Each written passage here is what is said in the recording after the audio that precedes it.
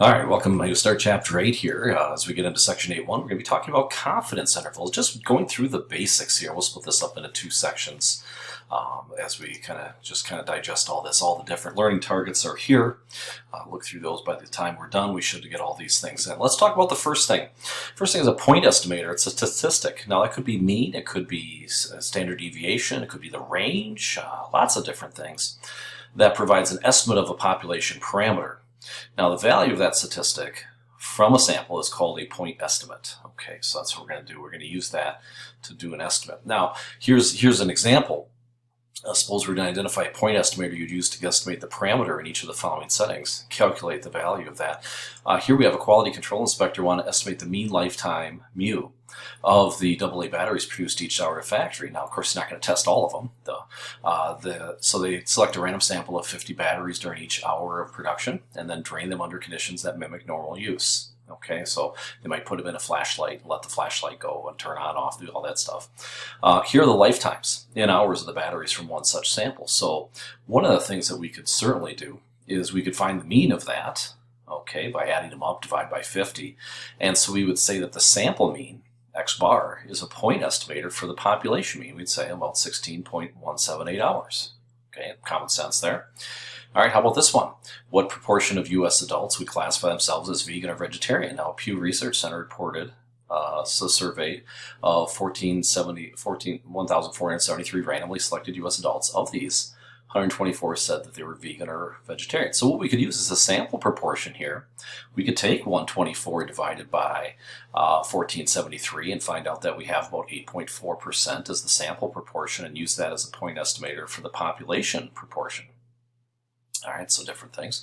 How about this? The quality control inspectors in Part A want to investigate the variability in battery lifetimes by estimating the population standard deviation. Well, obviously, we'd find the sample standard deviation. And again, we'd use that as a point estimator for the population standard deviation. So again, when you look on that calculator, keep in mind S sub x, that's the standard deviation of the sample, and sigma there is the standard deviation of the population, so make sure you remember those symbols as we go there. All right, now when an estimate of a parameter is reported as an interval of values, it's called an interval estimate, or we say it's a confidence interval. All right, and a confidence interval gives an interval of plausible values for a parameter, so it goes from like 40 to 50%, or is, some type of range of values there, an interval, as we say.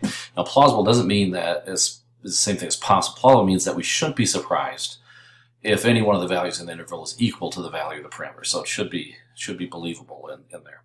Now, confidence intervals are constructed so that we know how much confidence we should have in the interval. The most common one is 95%.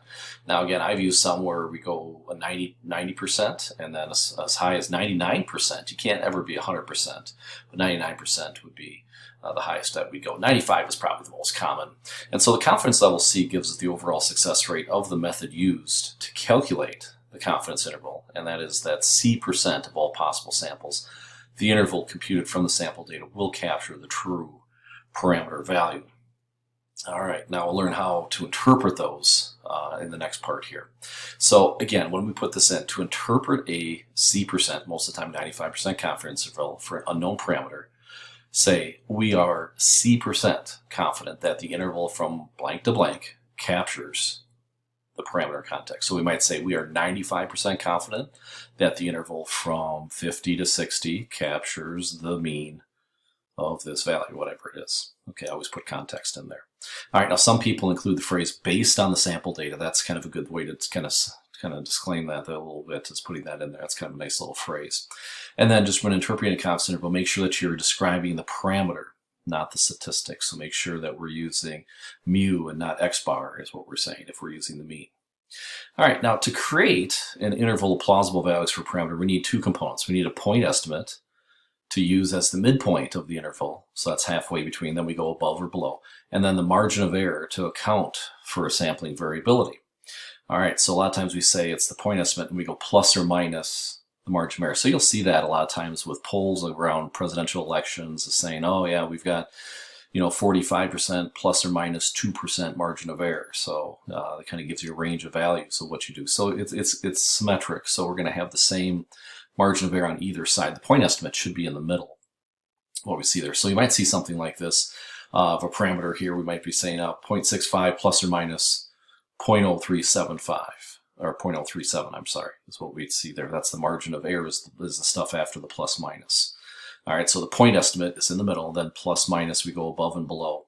So we'd be 95% confident that they would be within that range, is what we would say. Okay. All right, now the margin of error of an estimate describes how far at most we expect the estimate to vary from the true population value. That is, in a C% confidence interval, the distance between the point estimate and the true parameter value would be less than the margin of error. All right, in all samples. All right, let's mosey on. Okay, so let's get into this. 2 weeks before a presidential election, a polling organization asked a random sample of registered voters the following question. If the presidential election were held today, would you vote for candidate A or candidate B? Now, based on this poll, the 95% confidence interval for the population proportion who favor candidate A is, well, from 0.48 to 0.54. Okay, so what we're saying is that the confidence interval goes from 48% to 54%, and we're 95% confident that that has the true mean that's in there. Okay, so we're assuming that it has the true proportion of all voters, so it's going to be somewhere between 48 and 54. All right, now what is the point estimate that was used to create the interval, and what's the margin of error? Well, we're going to go right in the middle of that, so we're going to say 0.51 is right in the middle. And so on either side, to get to 0.48 and up to 0.54, we're going to say the margin of error is 0.03. Okay, so we kind of write that as 0.51 plus or minus 0.03 if we were using that with a confidence interval with a margin of error. Now, based on this poll, a Politico reporter claims that the majority of registered voters favor candidate A. And I don't think we can say that, because we still have, in that interval, we still have that 48, 49, up to 50% who don't. So I think there are enough plausible values of P less than or equal to 50% in this confidence interval that the interval does not give convincing evidence that a majority, more than 50% of registered voters, vote for that. Okay. All right, so that gets us through that first section, just kind of getting used to confidence intervals. There are some problems on page 549, 13579. Should be able to whiz through those pretty quick. Those are important to do before we move on to the next thing. Make sure you kind of really understand kind of the idea of confidence intervals. Okay, until next time, I'm Mr. Boone.